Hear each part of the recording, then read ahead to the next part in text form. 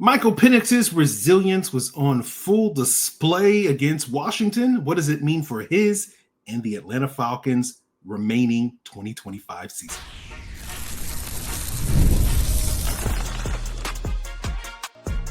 You are Locked On Falcons, your daily Atlanta Falcons podcast.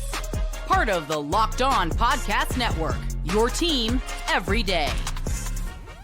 Welcome back, everyone, to another illustrious episode of the Locked On Falcons podcast, your daily Atlanta Falcons podcast, part of the Locked On Podcast Network, your team every day.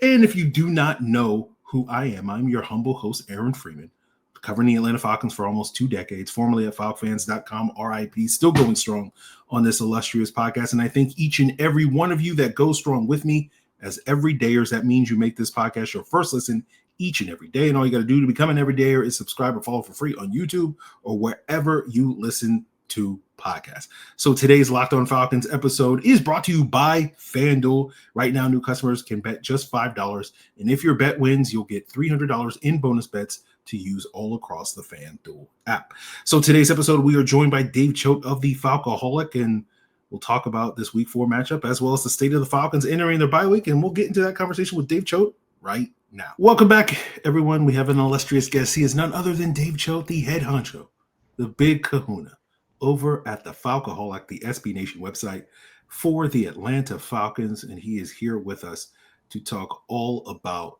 this week 4 matchup, or this week 4 win for the Atlanta Falcons over the Washington Commanders, as well as, where this team is as we enter the bye week. Dave, my friend, welcome back to Locked On Falcons. It's good to be back. It's great to be back after a win. I know we've joked about this over the years. I have not gotten on for a lot of wins, so I'm happy with this. Yeah. I reached out to Dave after Sunday's win because I wanted to make sure that we got off on a good foot this year with Dave coming on after a win. So I've been wanting to reach out to Dave for the last couple of weeks, but it was like last week after last week's game, I'm like, you know what? I'll solo the Monday show here just so no one else has to deal with the Falcons performance like that. But it was a much improved performance for the Falcons this past Sunday against Washington. A big part of that was the offensive turnaround. Michael Penix arguably had his best game of his NFL career this past Sunday. And I don't know, Dave, if you feel this way, but I know after last week, there was a lot of people that were like, I don't think Penix is the answer. After this week, I'm sure the pendulum will swing back in the opposite direction. But this is why I always say on this podcast, like, you can't have these weekly referendums, particularly for a young quarterback like Michael Penix, because there are going to be ups and downs throughout the season. And we just kind of have to see how it all plays out. But I'm curious, where are you at with Michael Penix 4 games into the 2025 season? Yeah, it's I definitely had some of those discussions myself, and I got to be honest, I was a little bit incredulous about him. I was like, I can't believe we're talking about Michael Penix like he's Chris Redman or Marcus Mariota. Like we just gotta plug another guy in and keep moving. I've been really happy with him. I think I said in the roundtable after week 2 that Alan put together with us that I thought the only thing he really needed to work on was the accuracy, which was a little bit come and go. And then he had the worst game of his career. So clearly there was some jinxing going on there. But I think outside of that implosion, what we've seen throughout his career so far for a young quarterback adjusting to the NFL on, start number 7, that he has a level of poise, that he's got a great arm, that he is generally doing a really good job of leading this offense, and then showing some resilience, some ability to bounce back from a bad game, which is something that I think the last few quarterbacks the Falcons have had, that the issues just compounded over time, right? So if you were looking to write him off, hopefully you saw enough this past week to think, okay, he's going to have other bad weeks, but we don't have to do, as you said, the referendum every time. Yeah. And, in that roundtable, the thing I wanted to see from Penix was his ability to make throws outside the pocket. And he made a couple of throws outside the pocket in this game. So I feel like he's making progress in that area of concern. But besides Michael Penix's, personal progress, if you want to say it, what for you is the biggest factor that you're looking at watching yesterday's game that led to the offensive turnaround? Was it the play calling? Was it the execution? What for you is the biggest sort of X factor in terms of the improvement that we saw from the offense? I do think it was execution. I think it's, you can't just put it on that. I'm not going to put a lot on TJ Yates being the receivers coach again, or Zach Robinson being on the sideline. I think the players were really positive about that. I'm sure it made a difference, but I don't think it was a huge factor. I think we saw much better execution. I think we saw Michael Penix reading the field a little bit better, hanging in there to make those throws, looking less skittish. I think we saw, outside of that one drop from Ray McLeod, a much better day from and the one from Mooney on the sideline, I guess. But we saw a better day from the receiving group. And then I do think from a schematic standpoint and just game planning overall, being more willing to lean on the run early and to lean into it when it was working. And then also to take some, play action shots, to take some deep shots. That was missing against Carolina. Almost everything was. So I think they came in with a better plan, and then they executed it far better than they have at any point during the first 3 games. So I think that is really it. And hopefully all of the other stuff here, like Robinson not wanting to lean on play action, he sees how well it works. Maybe he incorporates it a little bit more often. Maybe you lean on the ground game more because now it's really worked well for you against 2 tough opponents, etc. So I think it's that kind of, I don't like the concept of momentum, but maybe it's a momentum building thing for them, and just to see that they can do it. Yeah, I think you nailed it in the sense of it. I don't think it's just one thing. I think a lot of the things that contributed to the execution, and yes, I would like to believe it was TJ Yates's coaching this week in practice for the wide receiver group, or Zach Robinson's communication on the sideline. And certainly, as you said, I think those things played a factor, but it's hard for me to buy that was the biggest factor. But I do think some of the things that improved the execution from the passing game, you got to see a lot more Drake London in the slot, where I think he's at his best, and we just really hadn't seen him the first 3 games get featured in that regard. And I think that led to him being very successful in the offense. I think, as you said, we got to see kind of the good version of Michael Penix taking those shots down the field, hitting those shots down the field, and also not just being the check down merchant that he was often accused of being. And, I think it was a fair criticism of him in the first 3 games that a lot of the underneath throws that they were throwing, many of them to Drake London, were designed underneath throws. And one of the criticisms I had last week was the Falcons don't really have necessarily a quick game in the offense where they're designed to throw the ball 5 to 10 yards and keep this offense ahead of the chains and whatnot. So I think it's all those factors. We'll have to sort of see if the Falcons offense can kind of build upon that coming out of the bye week as they assess some of these things moving forward. But, we talked enough about the Falcons offense. I'm sure we will have plenty more opportunities to talk about some of the things tomorrow on the All 22 review with this Falcons offense here on Locked On Falcons. But Dave, I want to pick your brain on the defense, because I've seen a lot more people critical of the defense, and I understand where the criticism comes from, where it's like, did they just benefit from not having Jaden Daniels and Terry McLaurin in the lineup? But at the same time, I don't know if that's a fair criticism, and we'll get into that as we continue today's Locked On Falcons. So you probably know the saying, look good, feel good. Well, the problem is that most dress clothes only check one of those boxes. They look sharp, but feel stiff, hot, and high maintenance. That's where Mizzen+Main, our proud sponsor, comes in. Mizzen+Main makes classic menswear with performance fabrics, so it's effortless to look sharp and feel comfortable. They actually invented the performance fabric dress shirt over 10 years ago, and they perfected it ever since. Their shirts are stretchy, moisture wicking, wrinkle resistant, and machine washable. No ironing, no dry cleaning. Right now, Mizzen+Main is offering our listeners 20% off your first purchase at mizzenandmain.com with the promo code LOCKEDONNFL20. That's Mizzen, spelled MIZZEN, AND, Main, MAIN.com, mizzenandmain.com, promo code LOCKEDONNFL20 for 20% off. And if you'd rather shop in person, you can find Mizzen+Main stores in select states such as Florida, Alabama, and North Carolina. And today's episode is also brought to you by FanDuel, and FanDuel's going to make sure, now that the NFL season is a month into it, that you are ready for this can't-miss offer, right? New customers can bet just $5 and get $300 in bonus bets if you win. That's right. Pick a bet, put down $5, and if it hits, you'll unlock $300 in bonus bets to use all across the FanDuel app, whether you want to use that on player props, same game parlays, you want to bet the spread or straight up, with the Falcons not playing this weekend, maybe you got your eyes on this Thursday night action with the Vikings or 3.5-point favorites over the Browns, or maybe you're looking ahead to week 6 with the Buffalo Bills taking on the New England Patriots as 8.5-point favorites this coming Sunday. So go check it out at FanDuel. Download the FanDuel app at FanDuel.com today to get started. So here with Dave Choate of the Falcoholic. And, Dave, I thought the defense by no means was like amazing or anything like that in this game, but I think they played a good complementary football game. They played, they did many of the things that you wanted to see them do, even if maybe the numbers weren't overwhelming, even if, you look at the scoreboard and you say, oh, man, Marcus Mariota with no Terry McLaurin, they scored 27 points, the defense is bad or whatever.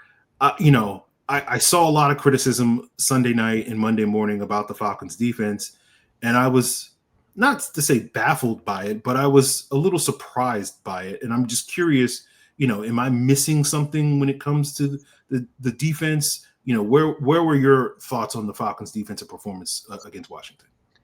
Yeah, I think it's the big moments kind of stick with you, right? And when you're looking for, and I think I said it a couple times yesterday, when you're looking for them to regress and get back into old bad habits, when you lose a guy in coverage, when Mariota takes off for 22 yards on a 3rd and 16, when you lose a guy, you can't tackle him, and he reels off a huge run, as Chris Rodriguez did before that, thankfully, huge tackle to save a touchdown.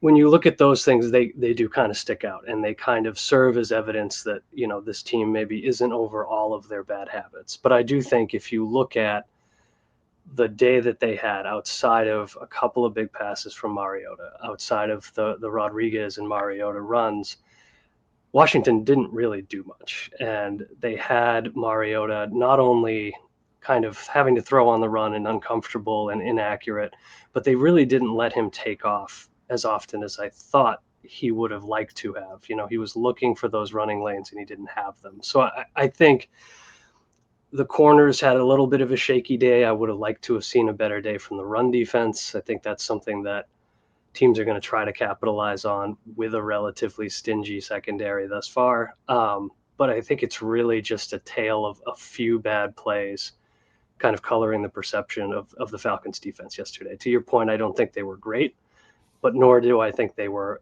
actually bad. I think that they played pretty well on balance, especially given that, once again, you had your special teams breakdowns that kept giving Washington very favorable field positions. So just like Carolina the week before, you have to defend short fields. That does complicate things. Yeah. And to me, the fact that Mariota really only had that one big run in the game, to me was like, I thought there was going to be like 6 of those plays. So I guess for me, that's part of it, where some of those things, I feel like, relatively speaking, like I get the criticism, and certainly, the Falcons need to do a better job on plays like that. But I don't know. I guess for me, I think probably, and again, I think part of this is just being a Falcon fan and having little to no respect for Marcus Mariota. But so I think the expectation for a lot of Falcon fans was like, we're going to shut down this offense with Mariota. And I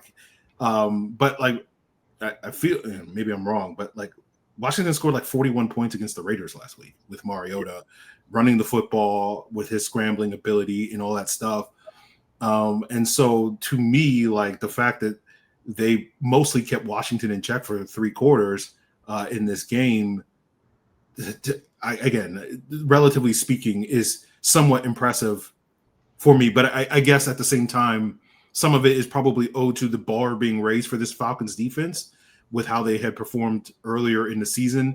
And so, crazy thing to say on a podcast that is covering the Atlanta Falcons, Dave, but it's almost as if people actually expect this defense to perform like a top 5, top 10 defense. And so, again, I understand why that is, but it just feels so crazy for me to say on a podcast that people have high expectations for an Atlanta Falcons defense. What are your thoughts on that?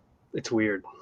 Like when was the last time you and I had a conversation about a quality Falcons defense? It's been a while, to say the least. So I do think that there is now an expectation. The numbers, especially against the pass, have been so good, and you can qualify it that, you know, JJ McCarthy is a disaster. You face Mariota.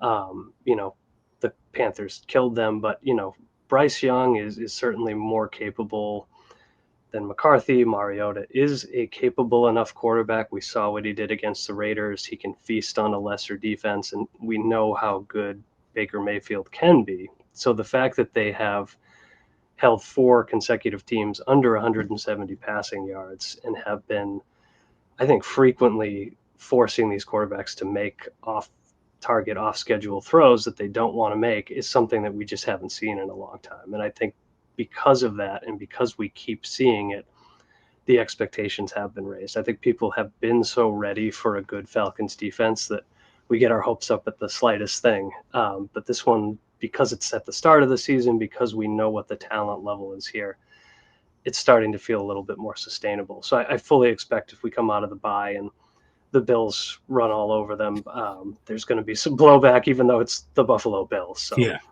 Yeah, I do want to get your thoughts on where your expectations are coming out of the bye week with some of those matchups coming up. But when we talk about this defense, you know, who stood out to you this past Sunday on defense? Or, you know, if you want to take it more holistically and look at this season as a whole through 4 games, who have been some of the players that you have pointed to as been, you know, some of the big X factors and catalysts to this defensive turnaround and the raising of expectations for the very first time here in Atlanta? Yeah.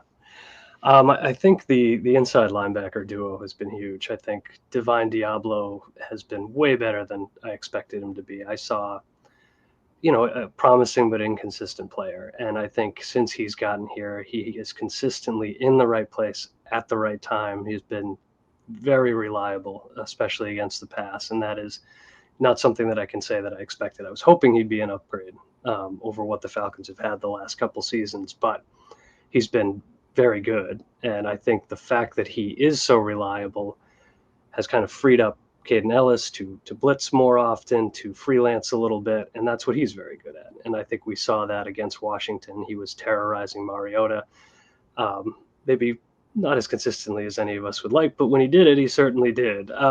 So both of them have really stood out to me, and then I think Xavier Watts too.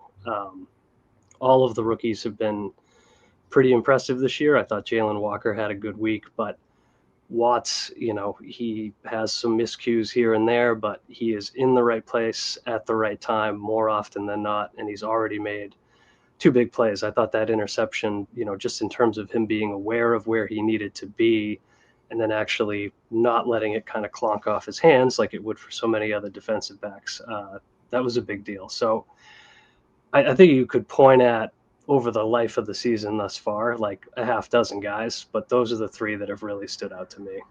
Yeah. So we'll see who stands out moving forward with the Falcons having some tough matchups coming out of the bye. And, you know, early season bye, where you know, I think the last time the Falcons had a bye this early was 2017, if I'm not mistaken. And so we'll see where Dave thinks the state of the Falcons are at this stage in the season, some of the things that he wants to see continue, some of the things that he wants to see this team improve upon, and we'll get into all of that as we wrap up today's Locked On Falcons.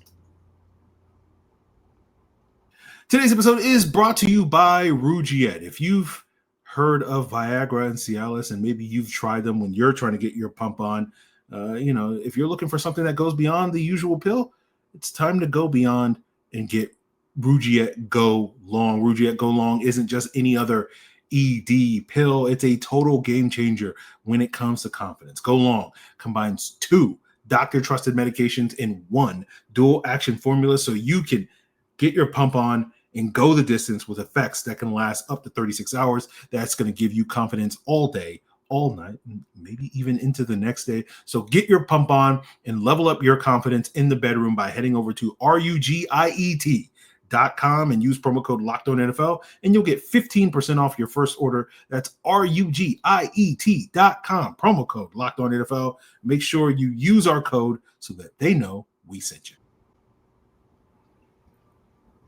So wrapping up today's Locked On Falcons here with Dave Choate of the Falcoholic. Dave, as the Falcons enter their early season bye week, obviously, they're hoping to get a couple players back from injury in 2 weeks when they go when the Buffalo Bills come to face the Falcons on Monday Night Football in Week 6. AJ Terrell dealing with a hamstring injury. Raheem Morris expressed optimism today on Monday that AJ would be back for that game. Darnell Mooney dealing with a hamstring injury that he exited midway through the Washington game, but you had reports from folks like Ian Rappaport on Monday morning saying that that's not necessarily a serious injury and he shouldn't miss any time.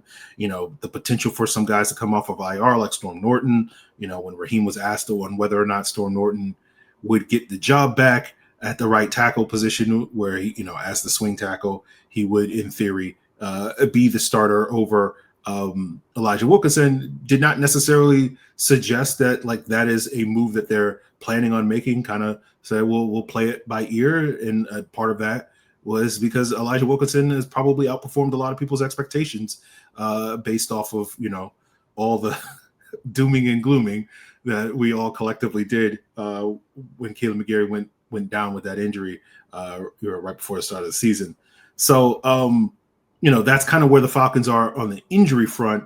But I'm curious, when you look at this team as we stand here going into the bye week, what is something that you look at this team as something that you feel like is going to be a strength that they can lean on throughout the rest of the season? And what is maybe something that you still have some concerns about that you feel like need to get better?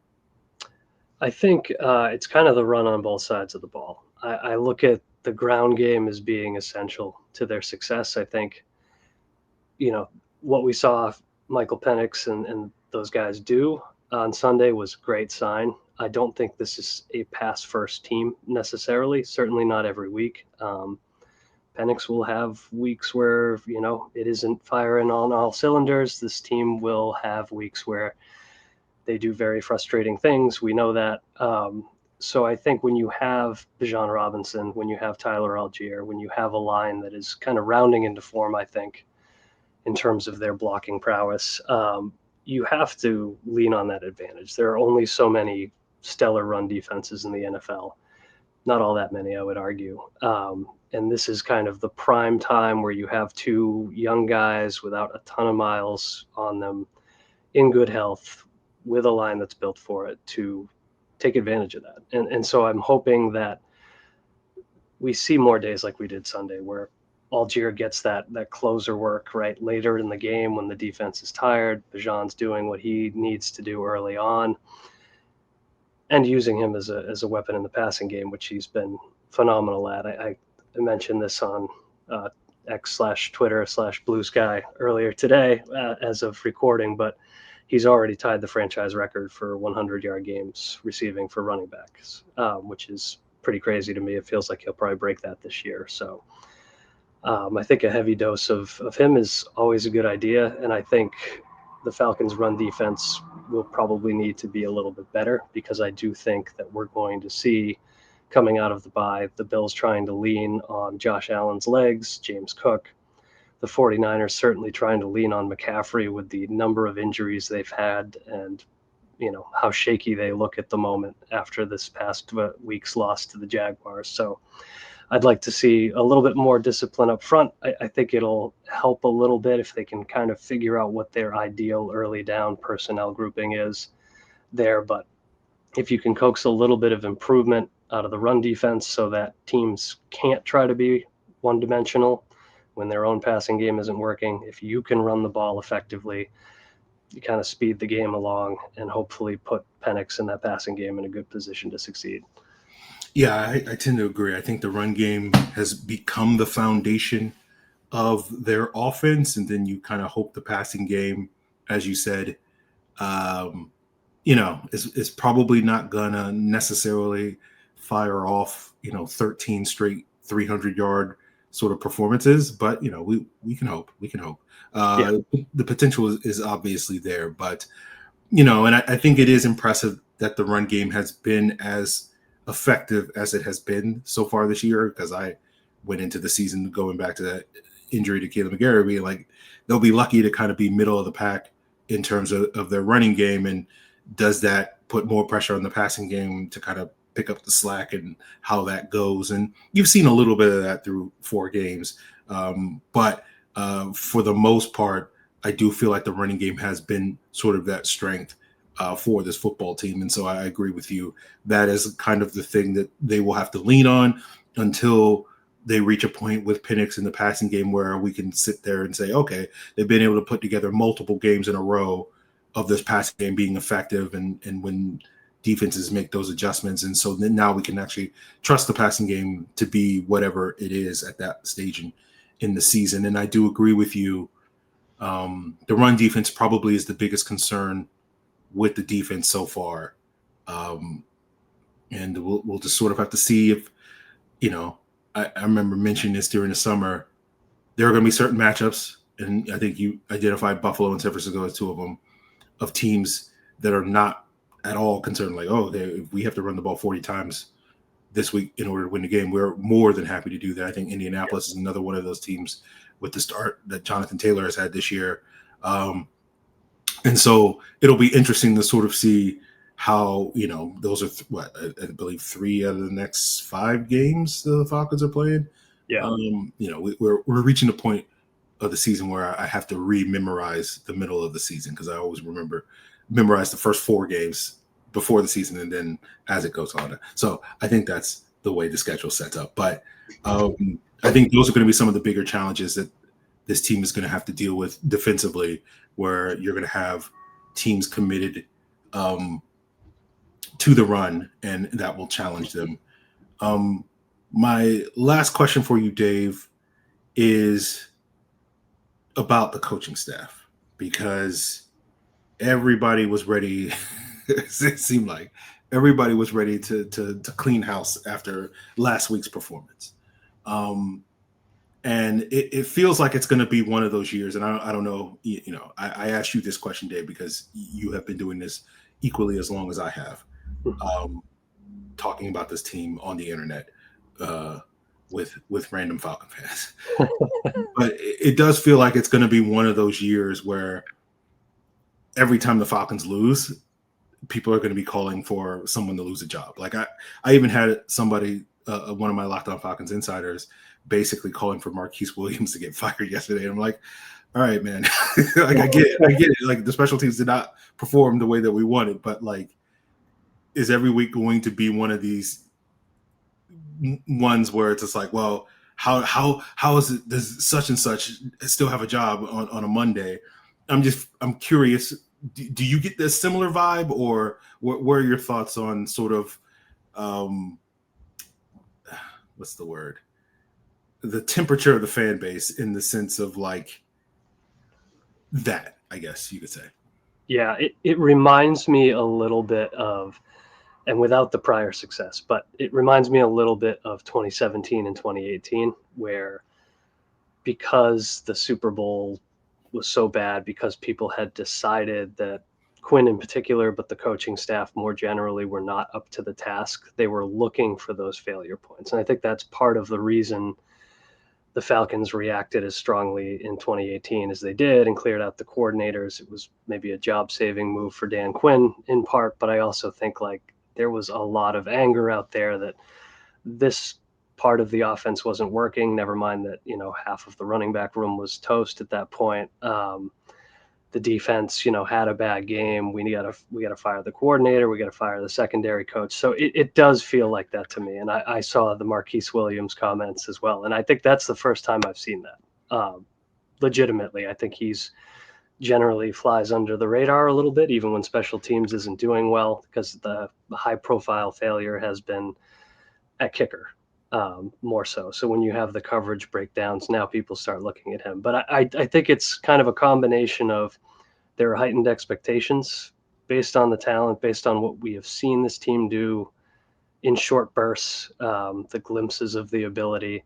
And then I think it's also at the same time being really, really sick of losing and not wanting it to happen again. Yeah. So you're sitting there in a weird place as a Falcons fan, and you're looking for something to change every time things go poorly. And this last time the Falcons did make a change. They fired a position coach. They moved Zach Robinson to the sideline. So I do think every time there's a loss, especially if it's not against like a Buffalo or a San Francisco, we're going to be hearing it. And I look forward to people finding out, who the inside linebackers coach is in 3 weeks when Diablo has his first bad game. And yeah. we're going to be talking about that. Yeah. I think that's a great way of breaking it down. It is, I think you nailed it. It is, understandably, this fan base is tired of losing. I am tired of losing. Yeah. I don't immediately go to the place of like, who do we got to fire to immediately solve this problem? But certainly that rhetoric is not going to die down because of what you mentioned, where they did fire a coach last week, and it seemed to work out in the short term. We'll see if it works out in the long term. But Dave, I always appreciate you coming on and talking big picture stuff with me about the Atlanta Falcons. As I've mentioned, you've been doing this for as long as I have been doing this, but you're still going strong over at the Falcoholic, the SB Nation website for the Atlanta Falcons. And, this is an opportunity for you to plug whatever you want to plug, going on over at that website. Yeah, I think we'll be doing some roundtables during the week this week because there's nothing else to do with no game coming up. Just sort of taking stock of off-season acquisitions, kind of some of these big picture questions that we've been talking about today. Where is this team going? How do we feel about Penix, etc.? So look for those. And then we'll also probably start talking about the Bills early because in some ways that's arguably the toughest matchup left on the schedule and a huge deal for the Falcons if they can somehow win that. So expect us to gear up for that over the weekend, especially if the Bills destroy the next team they're playing. So, which I expect they will. Yeah, we'll see. So, without saying it, this is kind of the Falcons Super Bowl. This game coming up. So we'll see. We'll see how the Falcons measure up against a legit Super Bowl contender, and whether or not this fan base will be able to get in the feeding phrase and be like, hey, we beat the Bills. We beat the Eagles last year. They're a Super Bowl. They won the Super Bowl. We beat the Bills. So that will be something that we all look forward to. So looking forward to that. But again, Dave, really appreciate you joining me.